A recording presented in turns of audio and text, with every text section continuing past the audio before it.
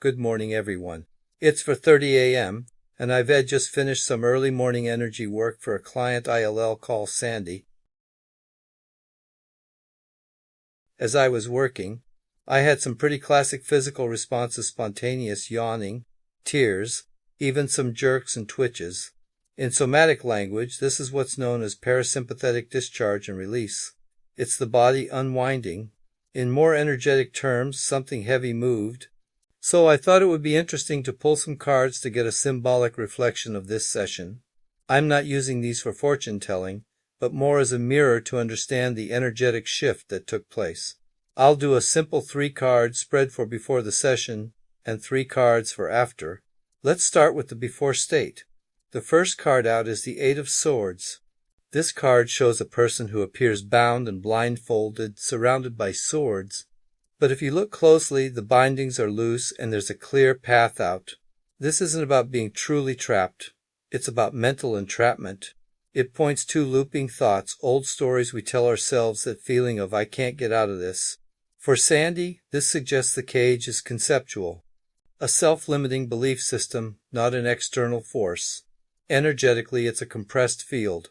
The second card for the before state is the 5 of Cups. This is a card of grief and lingering sadness. It's not about huge dramatic trauma, but more about old disappointments and the quiet heartbreak that comes when life doesn't meet our expectations.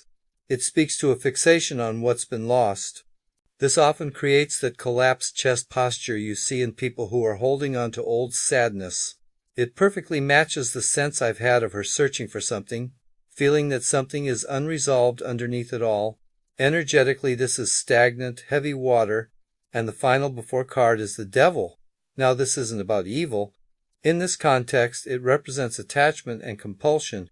It's about being stuck in a pattern, perhaps one that once kept us safe but now holds us back. Think of it as the nervous system stuck in sympathetic overdrive, that constant fight or flight mode. It's the energy of "I must fix this, I have to hold on, I can't let go."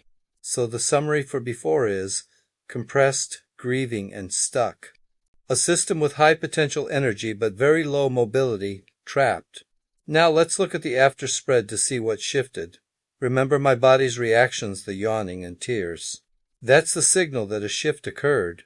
The first card for the after state is the Page of Cups. This is such a beautiful card to see here. It represents an emotional softening, a return to innocence. It's not a huge explosion of enlightenment, but a gentle, tender opening of the heart. It's that moment when something inside begins to thaw, and you can feel again without being overwhelmed. Energetically, it's the return of gentle water flow. The second after card is the Star. This is the classic card of healing, regulation, and guidance. After a period of chaos, the Star appears when the nervous system finally feels safe enough to rest and recover. This so strongly aligns with the quiet, do-nothing state of my 4 a.m. work. Her system was essentially borrowing my regulation to find its own stability. It's not about being fixed, but about being stabilized. Energetically, this is a coherent field, a smoother wave. And the final and most important after card is Temperance. This card shows an angel pouring water between 2 cups, blending them perfectly. This is all about integration and alchemy. It's about balancing extremes, left and right brain, head and body. For someone like Sandy, who has studied so many different systems,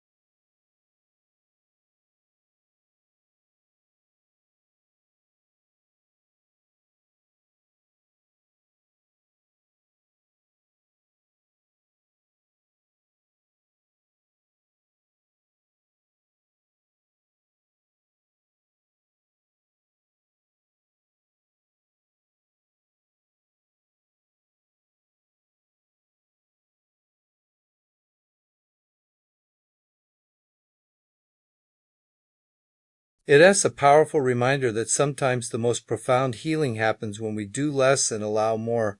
I hope this was insightful.